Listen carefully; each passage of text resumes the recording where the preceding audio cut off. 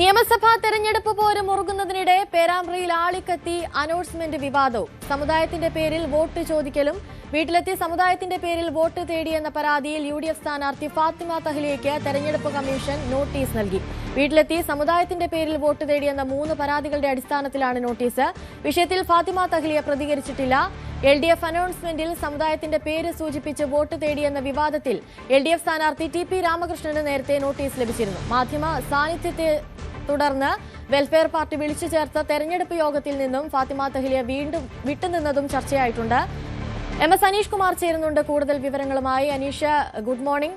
ഇപ്പോഴിതാ ജാതി ചൊല്ലിയുള്ള അല്ലെങ്കിൽ സമുദായം ചൊല്ലിയുള്ള വോട്ട് ചോദിക്കൽ ഇപ്പോൾ എല്ലാ പാർട്ടികളിലും സജീവമായിരിക്കുമെന്ന് തന്നെ വേണം കരുതാനല്ലേ? തീർച്ചയായും മതവുമായി ബന്ധപ്പെട്ട കാര്യങ്ങൾ തന്നെയാണ് കഴിഞ്ഞ ഏതാനും ദിവസങ്ങളായി പേരാമ്പ്രയിലെ തെരഞ്ഞെടുപ്പ് രംഗത്ത് മുഴങ്ങി കേൾക്കുന്നത്.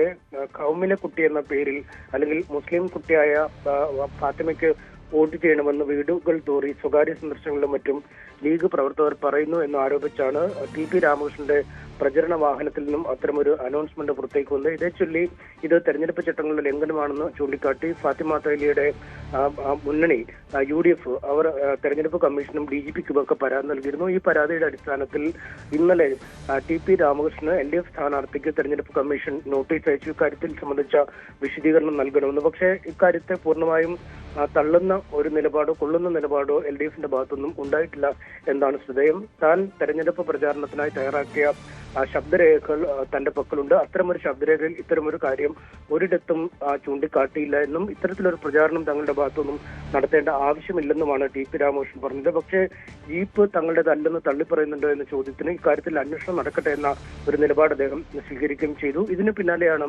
3 സ്വകാര്യ വ്യക്തികളുടെ പരാതി തെരഞ്ഞെടുപ്പ് കമ്മീഷനിൽ ലഭിച്ചിരിക്കുന്നത്. തങ്ങളുടെ വീടുകളിൽ എത്തി മതത്തിന്റെ പേരിൽ ഫാത്തിമ തഹ്ലിയയുടെ ആളുകൾ അല്ലെങ്കിൽ ഫാത്തിമ തഹ്ലിയും വോട്ട് തേടുന്നു എന്ന പരാതിയാണ് അവിടെ നൽകിയിരിക്കുന്നത്. അക്കാര്യത്തിൽ ഫാത്തിമ തഹ്ലിയോട് വിശദീകരണം തേടിയിട്ടുണ്ട് എന്ന് തെരഞ്ഞെടുപ്പ് കമ്മീഷൻ അറിയിക്കുകയും ചെയ്തിരിക്കുന്നു. എന്തായാലും ഈ 2 സ്ഥാനാർത്ഥികളും ഇതുമായി ബന്ധപ്പെട്ട് എന്താണ് വിശദീകരണം നൽകുന്നതെന്ന് കമ്മീഷൻ പരിശോധിക്കും. ഒപ്പം ഇതുമായി ബന്ധപ്പെട്ട തെളിവുകൾ പരിശോധിക്കുന്നതിനുള്ള ഒരു നീക്കവും നടത്തുന്നുണ്ട്.